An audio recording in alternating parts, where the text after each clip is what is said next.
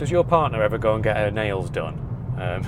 Comes back with a very nice shiny set of fingernails or toenails in different fetching colours. I've basically done what I think is the man equivalent of getting your nails done, and that is taking this car for its wheels to be refurbished. So this car, my daily driver, the CLK, has been taken to the nail bar, which is also known as the wheel refurbishment place. And they've been powder coated, which is what you do with wheels which are not the diamond cut, which I'm very glad these are not diamond cut. And they look absolutely spot on. I'm sure this car is very happy with its new set of toenails. It does make a big difference. Now, they didn't look that bad from a distance before, and most people just thought they looked quite good, but when you were up close you could really see all of the curb rash, all of the marks, all of the sort of bubbling corrosion that sort of 18 years of life those wheels have had, and 44,000 miles, and you know, they really were in need of sorting out. And so I took them to Prestige Wheels, and they're a company in Bredbury which became recommended by a favourite channel of mine, High Peak Autos. He takes all his cars there, so yeah, I wasn't disappointed, because they do look phenomenal, and it's amazing what they've done really, because I think they put them in an acid bath first, and then they powder coat them to give them this entirely new sheen, and absolutely worth doing. I think all in for those 4 wheels it was £460. So, you know, you're talking a little bit over £100 a wheel.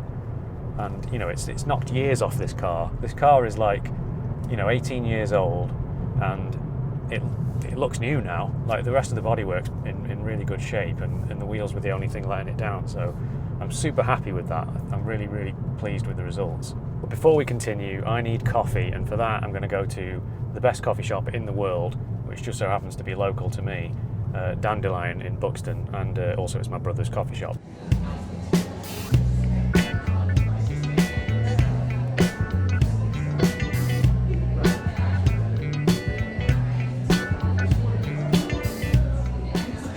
So in addition to getting all its fingernails and toenails done, it's also had a new set of shoes.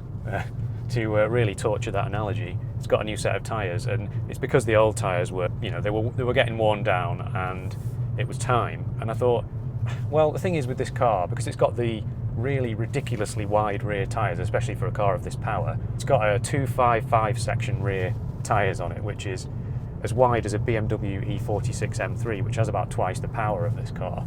Probably a little bit unnecessary, but whoever spec'd this car when they bought it, you know, they wanted the low-powered engine with the sports kit and wide wheels and big brakes and stuff. Safety first, that must be what they were thinking.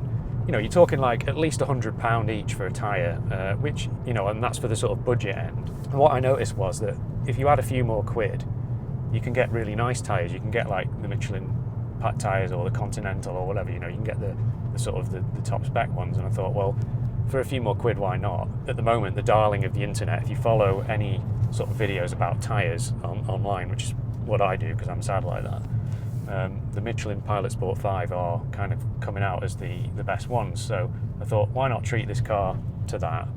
So those tyres for 4 tyres, now more expensive on the back than the front, because the fronts are only 225 section width. It was £593 for 4 tyres. But my God, they're good. Like they just, I've not got anywhere near the grip limit of them, because I think you'd have to be a bit stupid to try that on a public road, but they are really, really phenomenally good. And you know, in terms of like the tyre noise and the comfort and everything, they're not bad at all. They don't make a lot of tyre roar, despite the fact that they're wide and potentially quite noisy. First of all, we've got to get it in manual mode, and we've got to have control of the gears.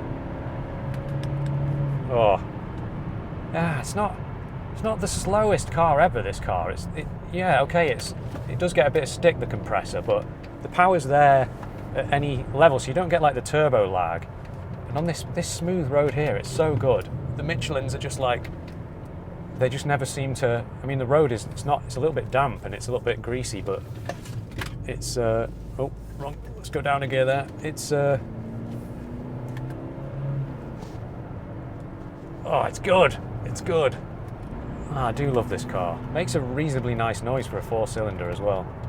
Can't hear the supercharger. I always wish that with this car they'd made it so you could hear that supercharger whine, but you can't hear anything.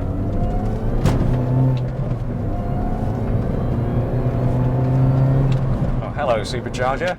And I think it's just because Mercedes were trying to make something quiet and comfortable and more of a cruiser, but there you go. Anyway, I'm stuck behind a load of cars now. But if you get the later version of this car, the 2007 onwards, so just after this car, this is a 56 2006, you will get 184 horsepower instead of 163, and I think that extra 20 would be really, really useful. It's a shame that I missed out, and I don't know if anyone else knows about sort of tuning these compressor engines, but my impression is there's not much you can do. It's not like a turbo car where you can, you know, just remap it.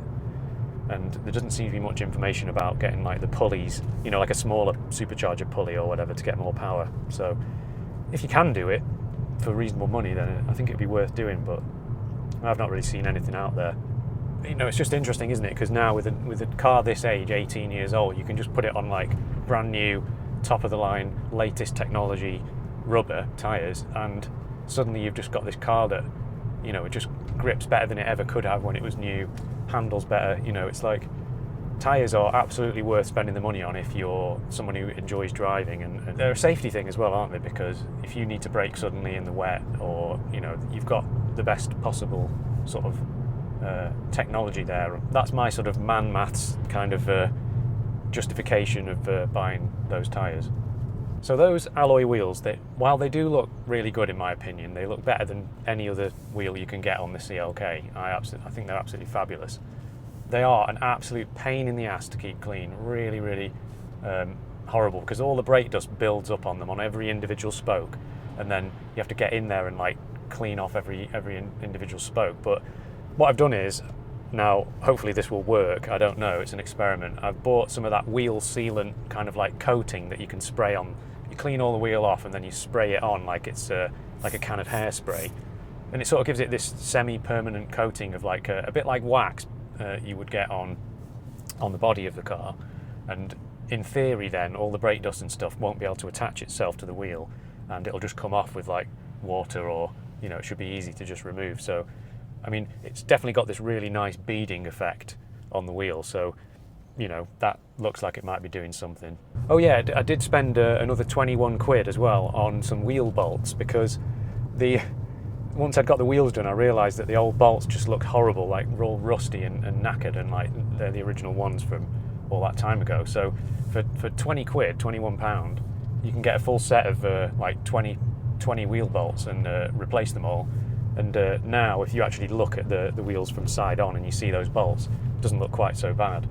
You know, eventually those bolts are going to like become a problem, aren't they, if you just let them rust? So definitely worth doing for aesthetics and other reasons as well. You know, sometimes you've just got to treat your daily driver, haven't you? It's otherwise I think you'll get sick of your car if you don't look after it, and it starts getting a little bit ropey. It's how you end up sort of getting that itch to buy a new car. So I always feel like if you put a little bit of investment into your car, then you're less likely to want to chop it in for something else, and that's usually the financially sensible way of running a car. And also, I do love this car, and I don't really want to get rid of it, but, you know, you're always, as I've said in previous videos, you're always looking for cars on Auto Trader and stuff. So if you there's that little thing there, if you you know, pay a little bit of care and attention to your daily, then you know, you won't need to go and buy another one. Oh no, somebody's left the headrest up. Probably backseat JJ. What am I going to do now? Hold on. There we go. I can see much better now. Cheers for watching. See you in the next one.